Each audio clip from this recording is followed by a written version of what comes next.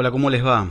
Bienvenidas y bienvenidos a la clase número 8 del seminario sobre periodismo y crítica cultural a cargo de Omar Rincón, Diana Brusone, Andrea Valera y quien le habla, Rodolfo Gómez, en este caso a cargo de esta clase que lleva por título El poder enloquecido y que refiere a los medios masivos de comunicación y a estas llamadas como de una manera bastante novedosa ideologías de la alegría.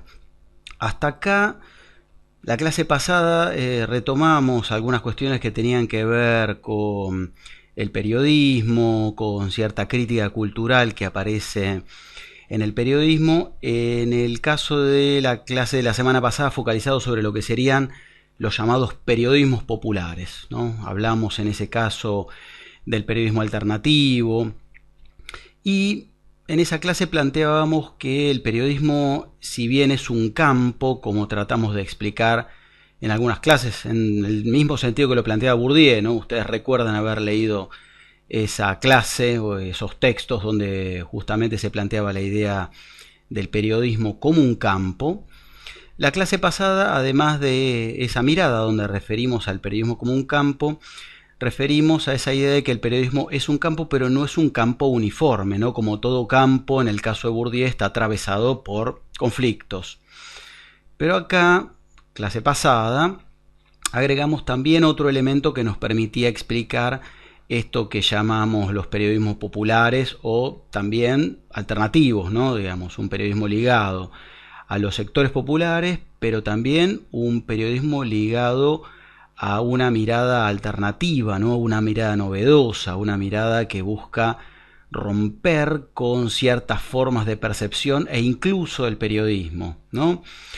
Es decir, esto se liga no solamente estrictamente con el periodismo, sino con el caso de los medios de comunicación. De modo tal que encontrábamos, ¿no?, un periodismo que podíamos denominar popular alternativo, pero por contraposición encontrábamos otro periodismo que podríamos decir es un periodismo sistémico. ¿Qué queríamos decir, no, cuando decíamos periodismo sistémico? Cuando uno dice periodismo sistémico, decimos un periodismo que está articulado con lo que uno podría llamar un sistema o un subsistema de medios masivos de comunicación, básicamente comerciales, pero digamos, donde ese sistema, subsistema de medios masivos de comunicación, que incluyen obviamente al periodismo, pero que van más allá del periodismo, van a lo que aparece en todos los medios de comunicación, ¿no? Y que remiten las distintas funciones de los medios de comunicación, ¿no? Distintas funciones que en su momento fueron relevadas hace ya bastante tiempo, ¿no? En el siglo XX, por algunos autores que, bueno, generalmente son bastante criticados por cierto trasfondo, pero que en el relevamiento empírico que han hecho, digamos, han podido dar de algunas características del funcionamiento de los medios masivos que resultan útiles para explicar los procesos de articulación de los sistemas de medios masivos de comunicación o subsistemas con dos otros subsistemas muy importantes, que son, por un lado, el subsistema político, ¿no? Piensen que los medios masivos de comunicación no están desligados o no pueden estar desligados de lo que sería una sociedad X, ¿no?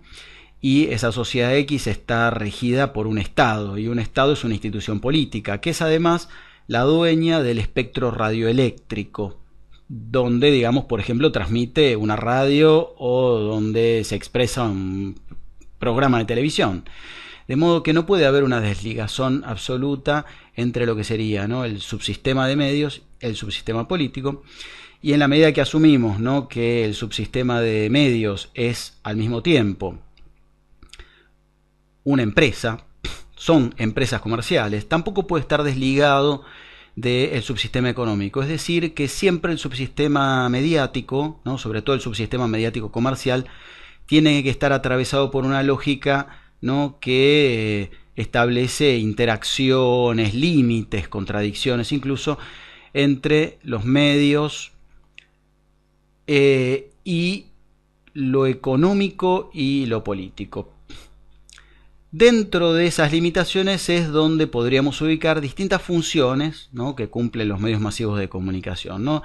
Obviamente que si lo entendemos en relación con la reproducción de lo económico y la suerte de, digamos, intervención que de alguna manera equilibra también el funcionamiento de lo político, los subsistemas de medios cumplen funciones en torno a estos dos elementos. Entonces, uno podría decir, ¿no?, como ya sostenían, ¿no?, aquellos autores funcionalistas que mencionábamos, ¿no?, que una de las funciones principales que plantean los medios es la función de control social. ¿Qué sería esto de una función de control social?, ¿no? Suena como fuerte, ¿no? Pero en realidad los funcionalistas establecían que la idea de control social tenía que ver con el efecto de reforzamiento que presentaban los medios masivos de comunicación sobre las normas y valores sociales vigentes en la sociedad. Cuando digo en la sociedad, los funcionalistas se referían a los llamados grupos primarios. Cuando hablamos de grupos primarios estamos hablando de la familia, los amigos, los clubes, las iglesias, las sociedades de fomento, pongamos, de un barrio, ¿no?, de una barriada. Esa era la función de control social, reforzar esas normas y valores, que eran normas y valores institucionales. Si esto se articulaba, como dirían los funcionalistas también, ¿no?, con determinados tipos de asociaciones intermedias, encontrábamos que esta idea de control social no solamente aparecía en la base de la sociedad, sino que iba ascendiendo hasta llegar al propio Estado, que es justamente quien defiende, ¿no?, establece y defiende la principal normativa que atraviesa nuestras vidas, ¿no? ¿Cuál es esa principal normativa? Obviamente la Constitución, ¿no? Ya que obviamente esto nos lleva a la cuestión de lo político, ¿no? Es decir, que no puede haber, como decíamos antes, esa desligazón entre lo político, lo económico y lo mediático. Todo esto está articulado, ¿no? Y en este sentido la función de control social, de reforzamiento de estas normas y valores, permitía, por ejemplo, para los funcionalistas, para muchos de estos, y digamos, y estas autoras también, ¿no?, porque había autoras que también hablaban de esto, permitían una suerte de funcionamiento equilibrado, ¿no?, asimilable a lo que un famoso politólogo estadounidense llamado Robert Dahl denominaba la poliarquía, es decir, una suerte de elemento de frenos y contrapesos donde medios de comunicación, instituciones políticas, instituciones sociales funcionaban como a modo de freno y contrapeso y se producía una suerte de equilibrio social.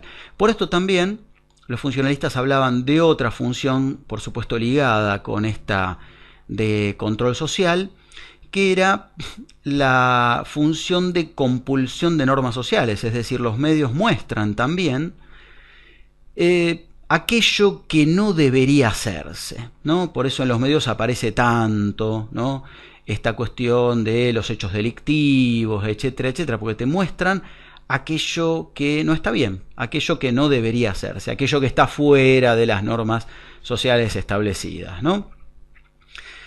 En relación con esto, también podríamos decir, hay otra función de los medios que podríamos ligar con esta idea de control social y de la cual también dieron cuenta los autores funcionalistas, que es la función de entretenimiento, ¿no?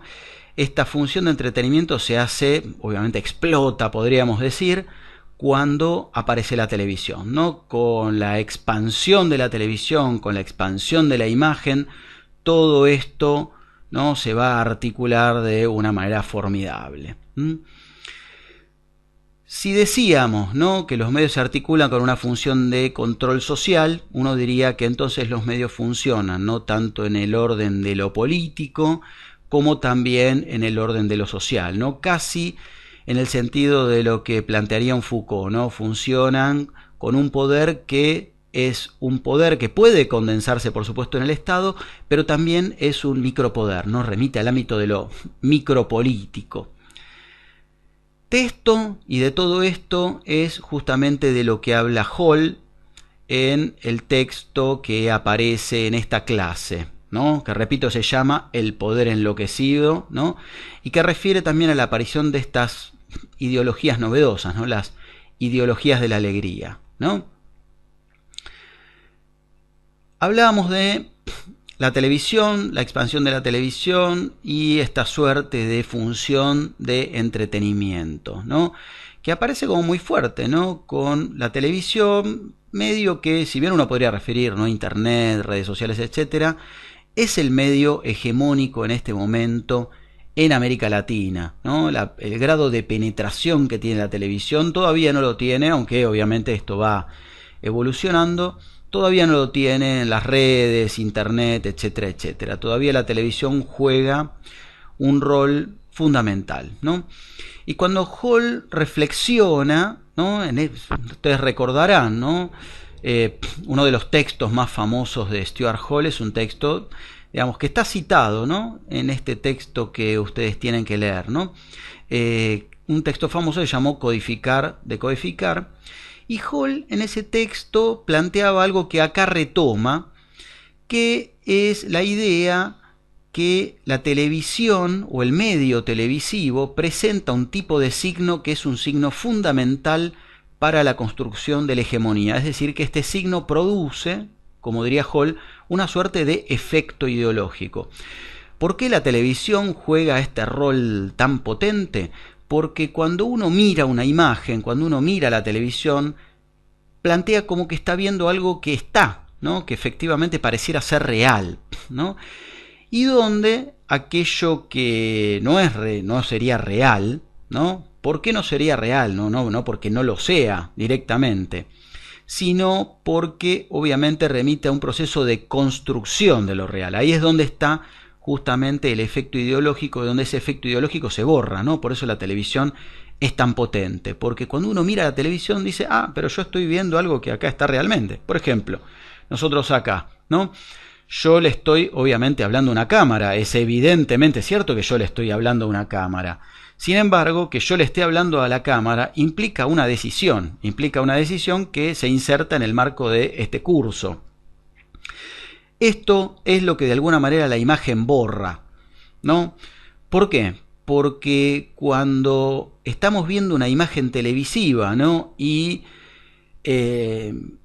digamos el noticiero enfoca, ¿no? Ese hecho televisivo, lo que está borrado ahí, ¿no? O sea, lo que no se dice, es cierto que ese hecho sucede en la realidad. Lo que está borrado, lo que no se dice, es que hay una decisión por parte del medio para poner la cámara ahí. Esto es lo que no se dice. Por eso Hall plantea justamente que acá hay un efecto ideológico, ¿no? En ese efecto ideológico dice, ¿no?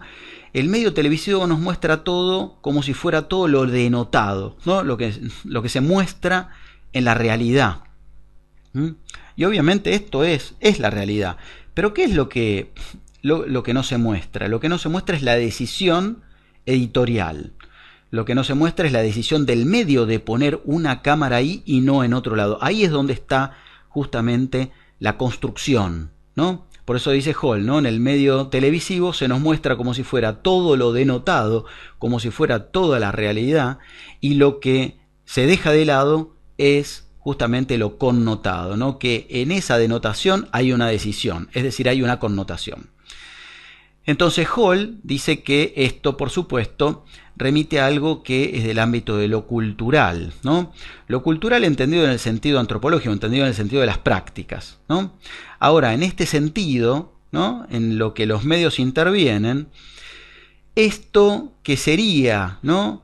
Lo cultural está atravesado, por lo tanto, también por lo ideológico, ¿no? Porque diríamos, hay una instancia donde los medios masivos, ¿no? Para que esto sea inteligible o sea comprensible, que producen. Y bueno, tienen que codificar en el mismo sentido de la cultura, ¿no? Los patrones culturales que tenemos todos los posibles televidentes, ¿no? A quienes van dirigidos esos productos culturales, ¿no? Estos productos que en última instancia son también productos de la industria cultural. Entonces el intento de Hall es el de articular el concepto de cultura como prácticas, ¿no? Y podríamos decir algo más, ¿no? La cultura es también un sentido común.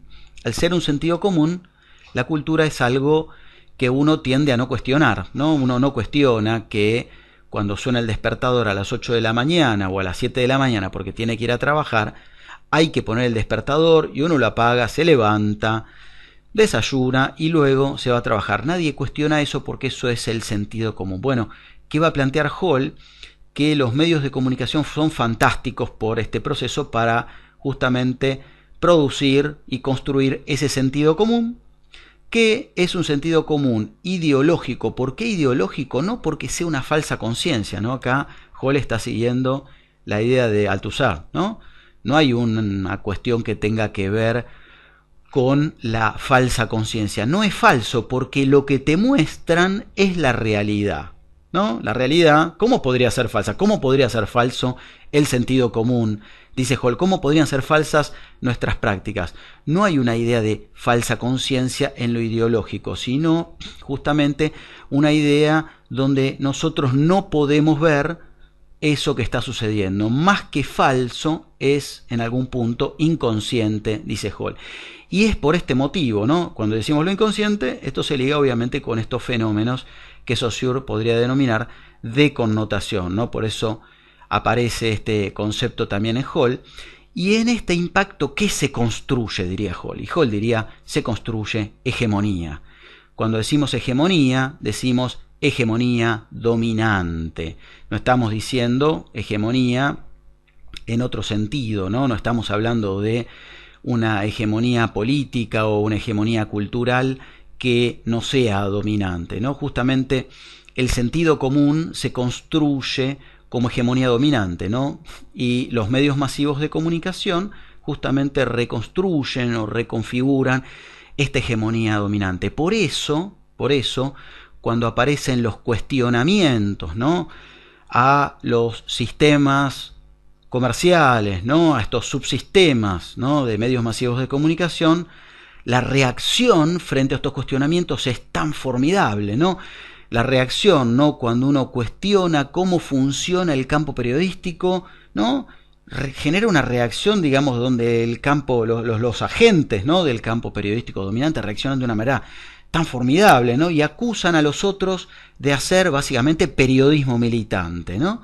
¿Por qué aparece eso? Bueno, esto tiene que ver con un efecto de campo y con un efecto de sistema y obviamente con esa función de control hegemónico que llevan adelante los medios masivos de comunicación.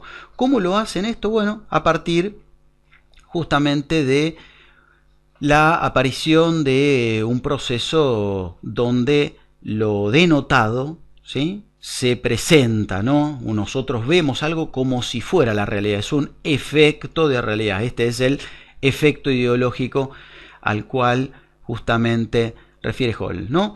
Este efecto ideológico tiene obviamente por función justamente no mostrar, ¿no?, algunas cuestiones, ¿no? Por eso remite lo inconsciente, ¿no? Lo inconsciente muchas veces es más importante lo que no se dice que lo que se dice, ¿no?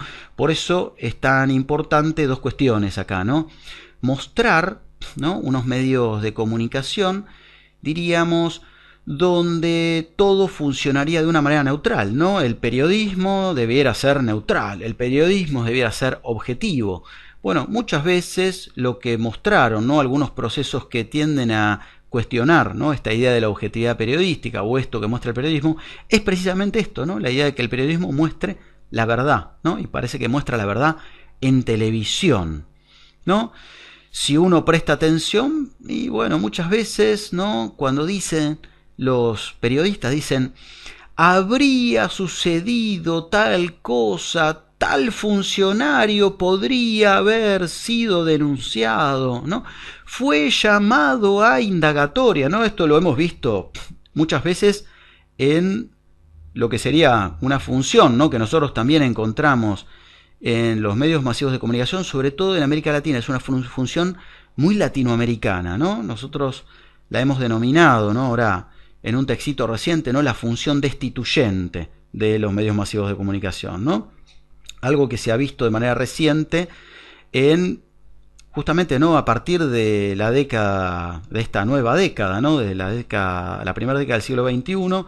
Esto se ha visto en Honduras, esto se ha visto en Paraguay, ¿no?, y esto se ha visto recientemente en Brasil, ¿no? En Brasil, esa función destituyente de los medios masivos de comunicación, cuando entienden que algunos partidos políticos tienden a cuestionar el sistema de medios, y obviamente ese cuestionamiento del sistema de medios también hace ruido en el funcionamiento del sistema político. Ahí aparece una función destituyente de los medios que es claramente, sin dudas, una función hegemónica, ¿no?, una función que busca reequilibrar, ¿no?, la relación entre el funcionamiento del subsistema de medios, funcionamiento del sistema económico y el funcionamiento del sistema político, ¿no? Esto es algo que vamos a tener que estudiar de una manera muy seria aquí.